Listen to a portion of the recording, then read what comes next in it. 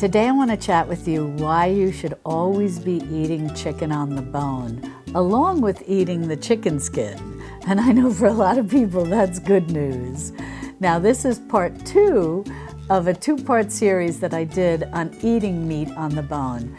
In the first part, part 1, we talked about why we want to eat red meat on the bone. And I'll be sure to link to that video in the description below so that you can watch that video if you've not seen it already so that you can catch up.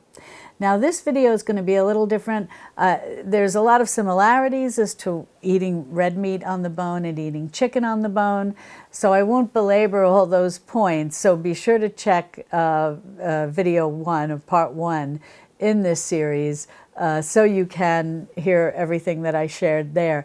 But today what I want to do is focus on the importance of eating chicken on the bone and the chicken skin, and how they're very rich in hyaluronic acid, if I'm saying that correctly.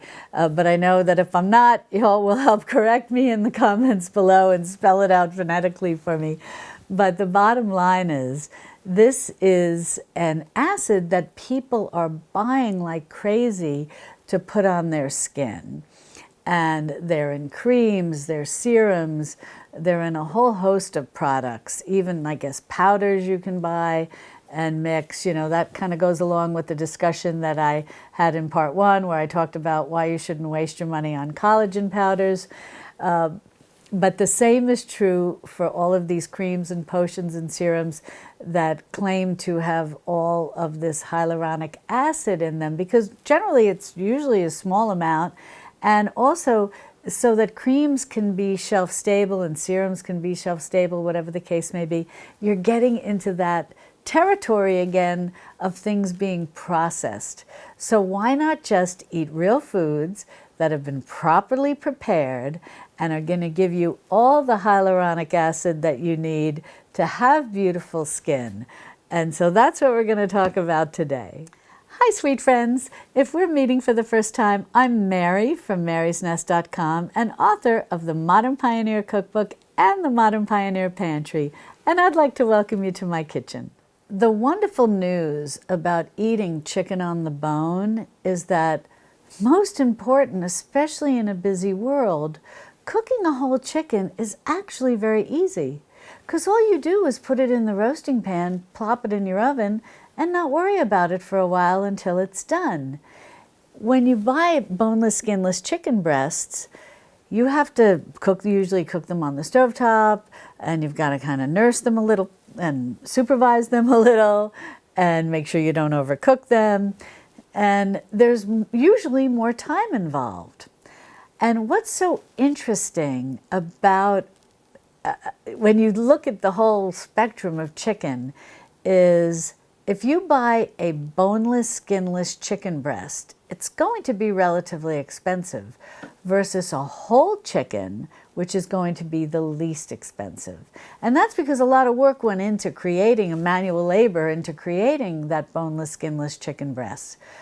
But all you're getting is that chicken that is in essence devoid of a lot of the nutrients that you would have gotten if you had purchased the whole chicken and roasted the whole chicken or stewed the whole chicken or braised the whole chicken, but that you cooked the whole chicken. And why is that?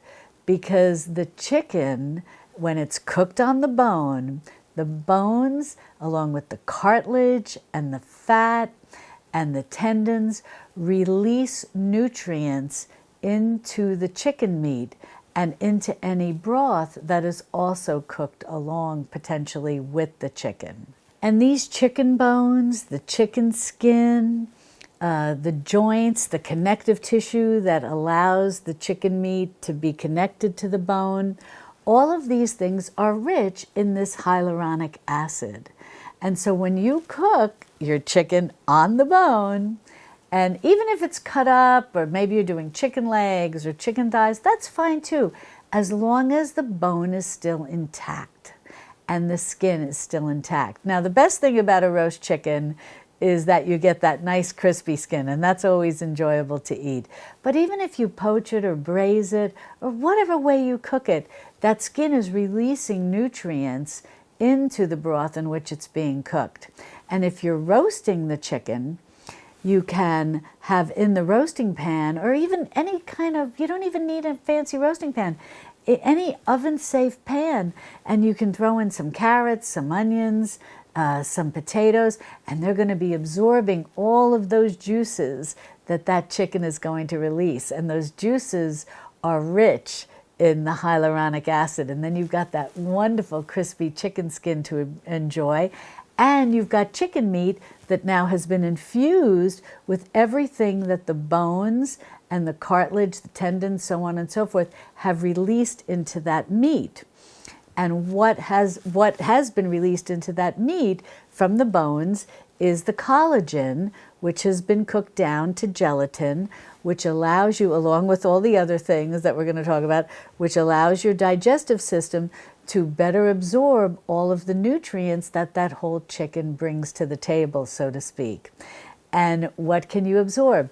You absorb the collagen, the hyaluronic acid, the minerals, the vitamins, the what do they call them? The micro minerals, the trace minerals, the small amount of minerals, and you have the amino acids, and you have all of this together, not separated out into different pills and powders and serums and whatever the case may be, but you have everything intact together that works synergistically together to give you the nutritional profile for everything that your body needs in the right amounts. And then because you properly prepared it and cooked it on the bone and maybe slow cooked it, your body is going to absorb it and use all of those nutrients. Now, I know sometimes people can get very afraid of the chicken skin and the chicken fat, but actually these are some of the most nutritious, the most nutrient-dense parts of the chicken. Now, chicken skin is good for our skin, but it also contains antimicrobial, antiviral, antibacterial properties, properties that help our bodies fend off illness. So you really can't go wrong. I mean, it's a nutrient-dense food. And I just want to share with you, I wrote this down so I wouldn't forget, that the skin and the fat provide these fat-soluble vitamins that are very important for good health. It contains A, D, E, and K2. And the type of K2 it's not the type that comes from greens, but the type that comes from animal fats. And that type of K2 can be very hard to get in our diets today because people can be very afraid of animal fats.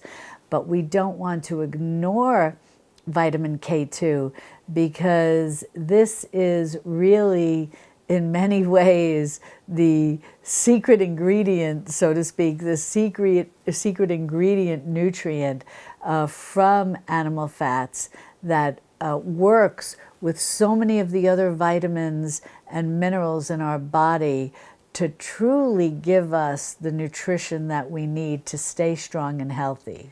These fats help us with hormone health, cell repair, and nutrient, as I mentioned, nutrient absorption. It allows our gut health to stay strong and healthy or improve in health and better absorb the nutrients from the food we eat. And I highly recommend that you do this experiment. Even if you're not up to roasting a whole chicken, maybe cook some chicken, even like cut up pieces that you buy. I like the dark meat, so, legs and thighs are very affordable. Legs are relatively affordable. But even if you just want to buy a chicken breast on the bone, skin on, bone in, if you can find it. It's getting harder sometimes. But the butcher would certainly probably be happy to cut up some for you. Cook that and then compare that to a boneless, skinless chicken breast. You're going to find that the breast that you cooked on the bone with the skin on is moister, more flavorful. It's going to be wonderful in your palate. It's going to have so much more, a much nicer mouthfeel and a much better flavor.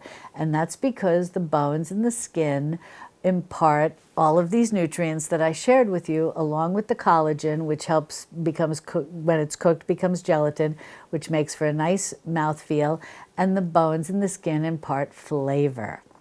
And so I really think that if you try both, you're going to find you like your chicken better cooked on the bone, and it's just going to be better for you, and you don't need to buy the hyaluronic serum because you're going to be consuming it in its full form with all of the other nutrients and micronutrients that all work synergistically together to help our skin stay looking well. My mother loved chicken on the bone, and she liked the thighs, and she ate the skin. She also lived to be close to 100. And I've shared pictures of my mom with you in the past. At 98, she looked amazing. And I really believe, and I'm getting closer to 70, and I'm not the type to do Botox or plastic surgery. Oh heavens, I'd be so terrified. And I also don't want, I want to age gracefully. I've talked about this with you before. As I get older, I want to be like my mom, and I want to age gracefully. I want to eat a nutritious diet. I want to stay strong and healthy. And I don't want to try to look younger. I'm okay with looking my age, and I hope that we can all be more relaxed about it as we age. It's nice to age gracefully, and any lines that we do have, even with the best diet, we're still going to have some lines, some wrinkles, but they just show a life well lived, as long as you have sparkle in your eye and a nice smile. And it's okay to not try to say that, when I hear people say 70 is the new 40, I'm saying to myself, I don't think they've ever been 70 or close to 70. It's different, and that's okay. We don't need to be trying to squeeze into miniskirts and high heels and all of that. Oh my gosh, I can't even imagine. But what I do want to do is age gracefully and stay strong and healthy. And so by eating foods that nourish our joints, nourish our muscles, nourish our skin, to stay as strong and healthy and bright and cheerful as we can. It also nourishes the brain, our outlook on life. It nourishes our eyes. I'm blessed to not need glasses for distance. I do need bifocals. I think a lot of people in my age group do. But this is what I want for all of us as we age, to eat real food, properly prepared, with the nutrients contained as a whole, to nourish our whole body, not to feel the pressure to buy all these little different supplements and all these different powders and creams and serums and on and on and on, that no matter how well they're done, cold process, I don't even know, no matter how well they're done, they're still somewhat processed, and they're extracted like individual ingredients. I don't think that helps all that much. I don't think that works all that much to keep us healthy. Everything in food is together for a reason. I really believe that. I believe God put it together in particular foods for a reason, because they work synergistically. All of these nutrients work together to help keep us strong and healthy. This is what perpetuated the human race for hundreds of thousands of years. And it wasn't until more recent history that you can look and see, like in the 1600s it started, and then the 1700s, and then the 1800s, and then in the 1900s it was full-blown, widespread, where people were getting away from these ancestral recipes. They were getting away from what they perceived as peasant cooking, and they wanted the cooking of royalty, the cooking of nobility, the cooking of wealthy people. But often when you looked at royalty and nobility, they were less healthy than the peasants who were properly preparing food, as our ancestors way before them were. So that's what I really hope. I do get on the soapbox a little bit about this, looking at ancestral recipes, properly preparing the food, and cooking our chicken on the bone and eating every part of the chicken. Don't waste anything, use everything, and absorb these nutrients in the proper amounts that our body is made to absorb them, and not eliminating them without using them. Like when you buy all these fancy supplements and vitamins, you eat the real food, properly prepared, and our body is going to absorb those nutrients and use them to their maximum bioavailability. And when we cook meat on the bone, and not only do we have, like what we're talking about today, the hyaluronic acid, but the big deal is that we do get a lot of collagen, which is also very good for the skin, the hair, the nails, everything, the connective tissue in our body. Collagen is good for so many things. And when you cook your meat on the bone releases the collagen, so does the connective tissue, so does the cartilage in these meats on the bone, in whole chickens. And that goes into the meat, into any broth that may be served with your meat. And then your body is absorbing all of that together. The collagen becomes gelatin when it's cooked. And it's that gelatin that when it's warmed, it just looks liquidy. But often if you put it in the refrigerator, it'll look like Jell-O. And that soothes our digestive system and then allows us to absorb all the other nutrients that this chicken cooked on the bone is offering. So I think, we've talked about the flavor, we've talked about the trace minerals. It says bones, and I've written here, bones and connective tissue release small amounts of magnesium, phosphorus, zinc, and iron into the surrounding meat drippings. And in these small quantities, as the way it was meant to be for our bodies, these minerals support immunity, muscle strength, and energy. And it's all natural in this highly bioavailable form. That's the beauty of it, because it's meant to be together. It's meant to be consumed together by our bodies, because our body needs all the little bits and bobs, so to speak, not just the calcium, not just the magnesium, not just the phosphorus, not just the potassium, not just the trace minerals, not just the amino acids, not just the hyaluronic acid. It needs it all together so that our body assimilates it and uses it all together. Because when it has all of the elements together is how we maximize our body being able to use it for what it's meant to be, for our skin, for our joints, for our hair, for our nails. So don't shortchange yourself buying a lot of fancy creams and powders and serums and whatever else is marketed to us. We're bombarded with it. I'm just shocked at the amount of ads for all kinds of powders to add, collagen powders, protein powders. And that's another thing. Don't overdo, protein too much. I know right now everybody's talking protein, protein, protein. I address this in a little more detail when I talk in the part 1 of this video series where I talk about meat on the bone. Protein, protein, protein. Oh my gosh. At some point, this is hard on the kidneys. So be careful, don't go crazy.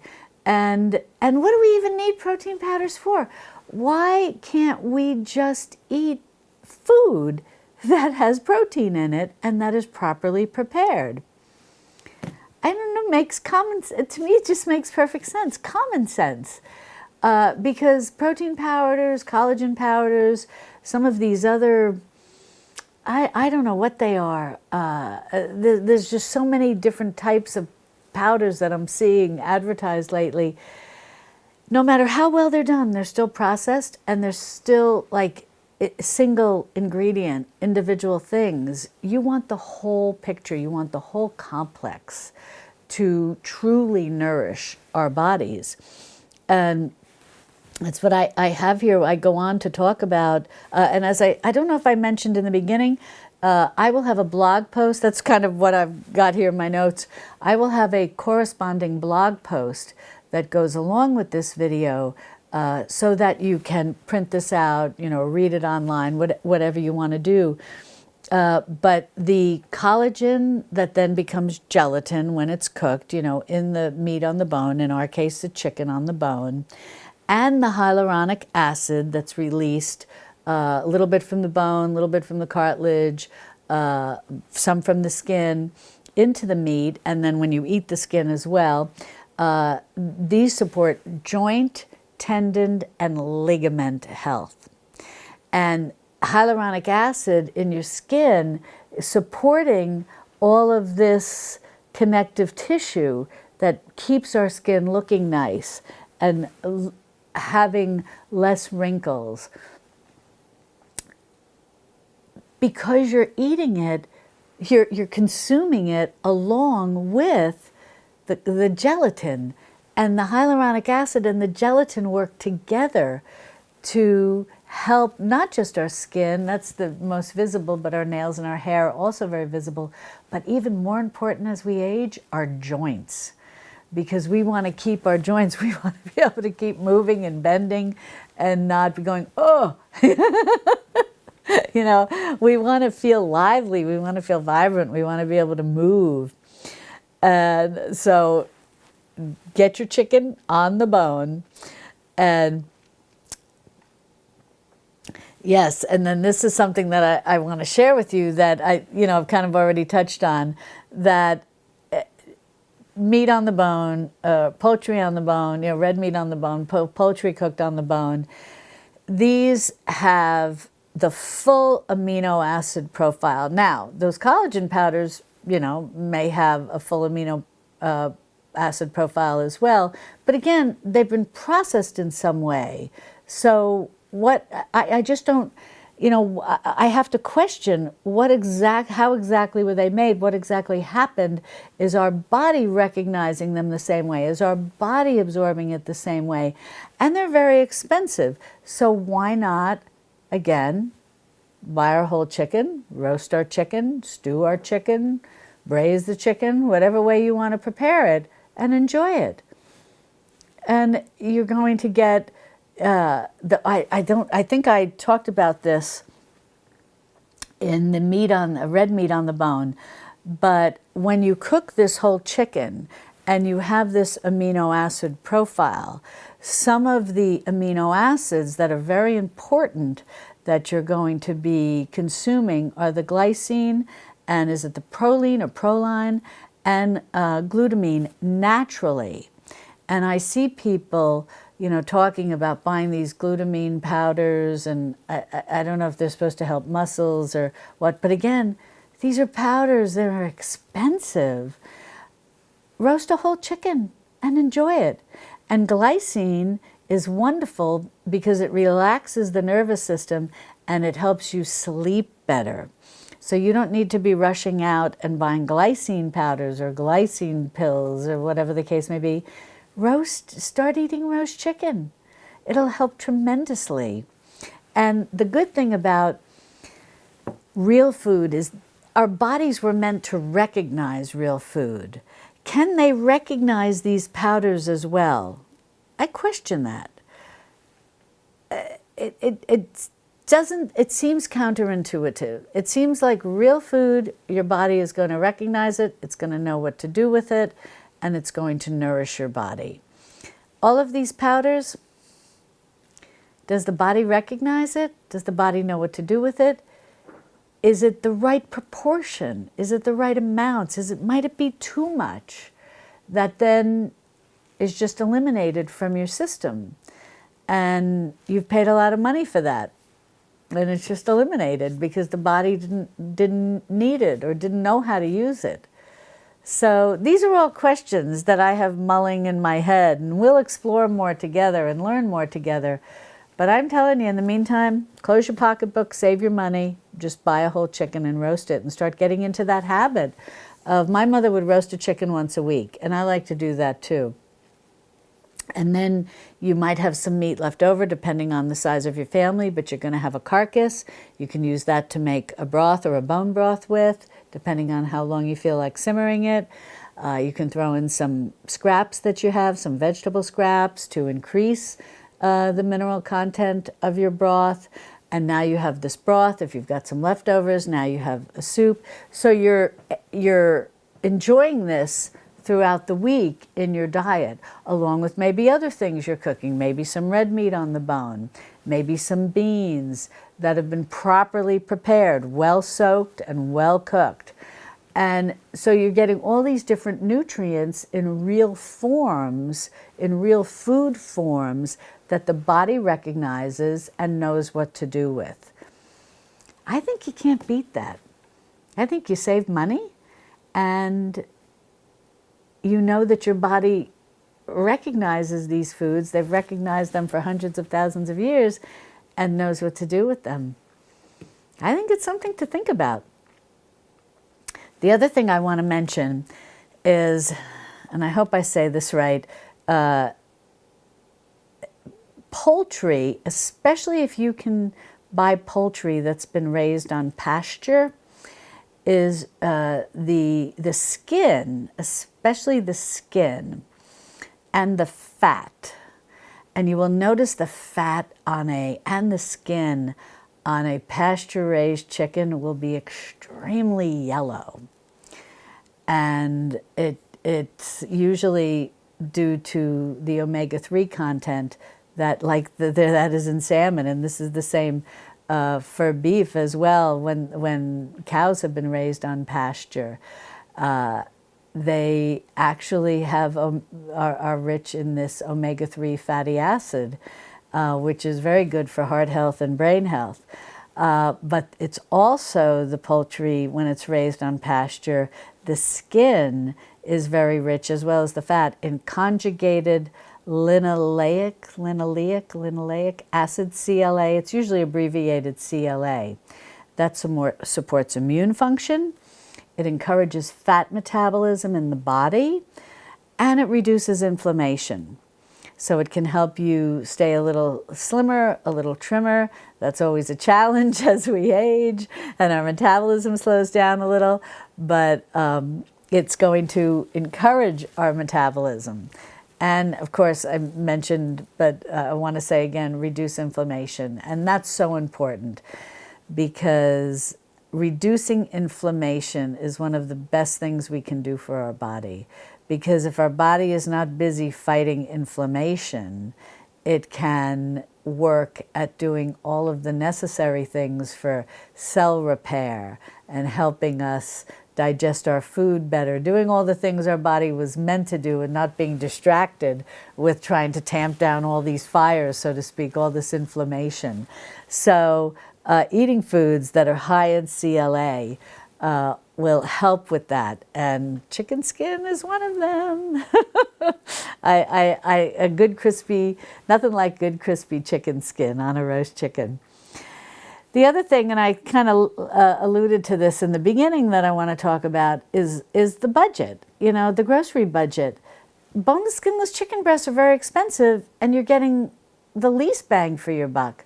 A whole chicken is the least expensive, but you're getting the most bang for your buck, because you're getting the chicken meat, the chicken fat, the chicken skin, the chicken carcass, the bones when you're done. There's so much that chicken can give to you, whereas that boneless, skinless chicken breast really doesn't give you much. And you really shouldn't be eating such lean meat like that without some fat to help with the absorption of the minerals and the vitamins that's contained in the chicken. So buy that whole chicken. It's going to cost you less in the long run, and you're going to get a lot more for your money. And also too, I think I did allude to this in the beginning also.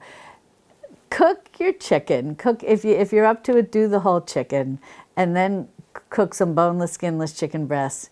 And it's interesting. I just thought of this. When we do a boneless, skinless chicken breast, any of us, there's always, and the recipes and whatnot that you may be following, that many were established by, the chefs of royalty and nobility in the 1600s, 1700s, 1800s, and then, Auguste Escoffier, the famous French chef, started compiling all of these recipes. And what do they often have? Fancy sauces, and butter, and nothing against that, but they're adding the fat back in, and the capers and mushrooms and all these luscious sauces. Because if you just eat the boneless, skinless chicken breast, it's pretty bland, and a lot of times it's dry. but then try the breast on your whole roasted chicken that's been on the bone and with the skin. And compare the two. No sauce, no fancy dancy stuff. And just see what you think. I think the roast chicken's gonna win out.